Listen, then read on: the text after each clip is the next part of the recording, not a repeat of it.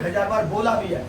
भक्ति स्वतंत्र सकल सुख खानी, बिन सत्संग न पावे प्राणी, बिन सत्संग विवेक न होई।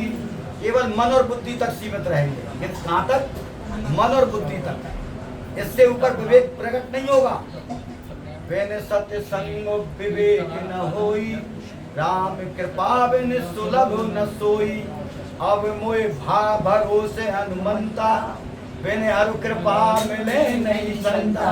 सब कुछ मिल सकता है, सब आध्यात्मिक कार्यक्रम मिल सकते हैं, लेकिन केवल एक चीज नहीं मिलेगी जिससे प्राणी अपने अंदर अंतर मन में मौन होता है, उस आत्मा का अनुभव करता है, उस परम सुख का, परम आनंद का, परम संतोष का अनुभव करता। कुछ चीज नहीं मिल सकती किसी भी साधन से।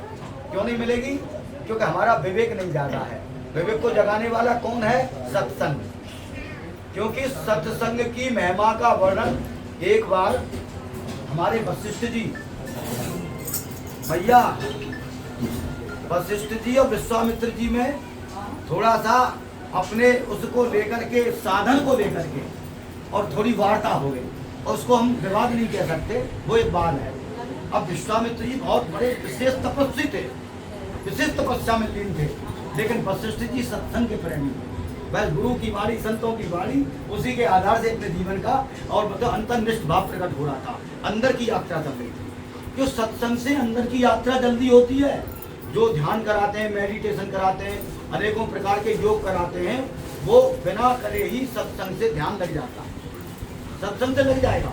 जो सत्संग से सत्य का बोध होता है, क्या संसार में सत्य है, क्या असत्य है, क्या रुपया पैसा कमाना, धन दौलत कमाना, अनेकों प्रकार का वैभव, ऐश्वर्य, मान, बड़ाई, प्रतिष्ठा, सम्मान पाना ही क्या ये जीवन के लिए मुख्य है? ये मुख्य नहीं है।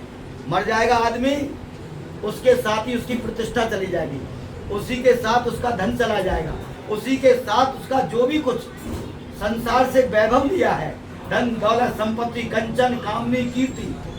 कामनी बहुत सुंदर सुंदर पत्नी हो, पत्नी के पति हो, कंचन रुपया पैसा धन दौलत घोड़ा गाड़ी में आ गया, और कामनी कीर्ति, कीर्ति कह दिया हमने सम्मान से, मान बढ़ाई, प्रतिष्ठा से, सम्मान से, वैभव से।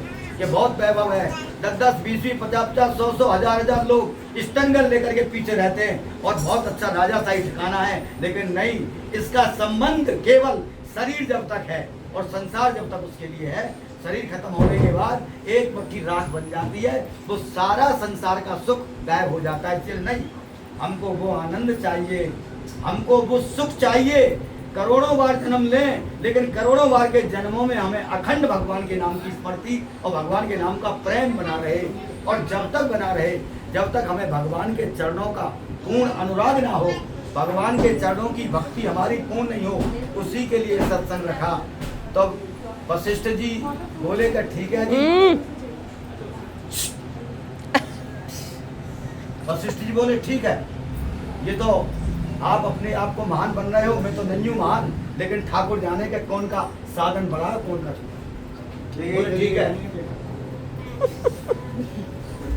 हम ऐसा करते हैं, ब्रह्मा जी के पास चलते हैं, और ब्रह्मा जी इसका निवारण कर देंगे। क्या सत्संग बढ़ाए या तप बढ़ाए?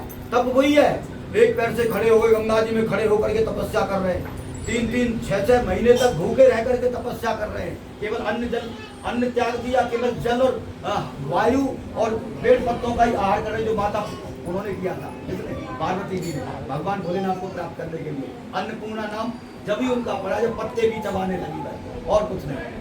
कछु दिन बोर भोजन बार बताता, पत्तों में ही रहने लगी, जल का आहार करने लगी। लेकिन भगवान शंकर को एक बार के लिए आना पड़ा, जो जन्म जन्म की उनकी अवधाग्नि थी। तो जो तपस्या है, तप है, उसके अंदर कठिनता है। जब कठिनता होती है तो वहाँ अहंकार आता ही आता है कि हम इतना बड़ा तप कर रहे हैं। हम 6 साल के लिए हमने भोजन छोड़ दिया, या हम ठंडी के मौसम में कपड़े उतार करके अपनी